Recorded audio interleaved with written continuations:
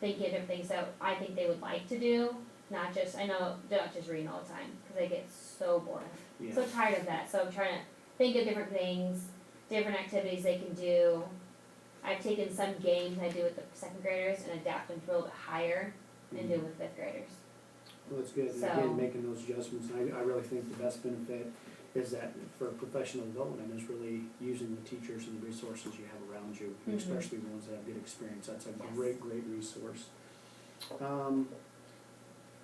What do you think you'll do similar or the same in the future, as far as future planning for, obviously where we're going for your goal setting, you wanna get your endorsement, what are some things that you'll do the same in the future as far as practices that you've currently done?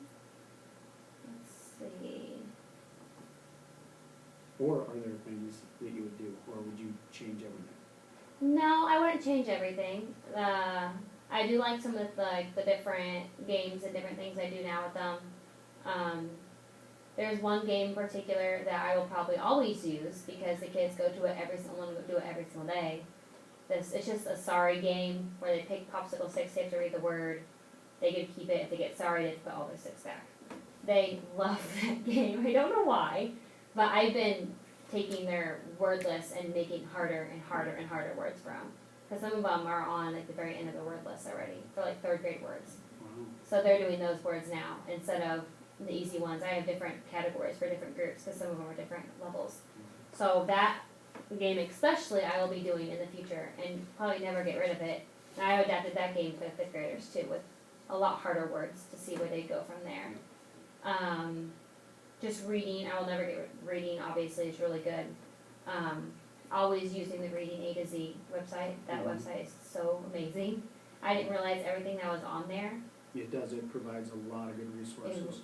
Even with all the books, I've realized, I'm like, wow. I mean, I've just gotten books off of there, but I didn't realize everything else that's on that website. Yeah. So definitely utilizing that. Well, I like the idea of the stick game, again, that goes with standards 3 and 4 as far as you're adapting the content and materials for the kids, to help better meet their specific needs, so that's wonderful. So, just real quickly in review, we've talked about, your first goal, which is earning that master's degree, correct? Yes. So you want to earn that master's degree, you've already got that in line as far as when classes start for you this summer. We've talked about how that's going to be relevant as far as where we go, even if you don't teach in title, if you teach in a general ed classroom, how that's going to make connections. Definitely. In the future, we could look at, obviously, that second goal, looking at not just simply moving from your endorsement to your certification as a title reading teacher. So that's something we'd be able to sit down later on and break that down into specific goals for you to help you achieve that. Okay. And also 3, the third goal possibly for continuing on could be classroom management, where we talked about adding some of that in there as well down the road. Yes. If you feel like you still need some of those supports or anything like that. I think that's all that I have for you right now. I appreciate you coming in, and it looks like we've got a pretty good plan laid out for you as far as how things go next year for that endorsement. But if there's anything that you need, is there anything, if I were the administrator, is there anything you could think of specifically that you would need next year to help support you, or things that, as the administrator, that I'd be able to do to help support you in earning that endorsement, or as you're working towards that? Let's see. Maybe just, so I guess separating, just support maybe. Just make sure, maybe, ask, I guess, how you doing with it? Is it going good? Need any help?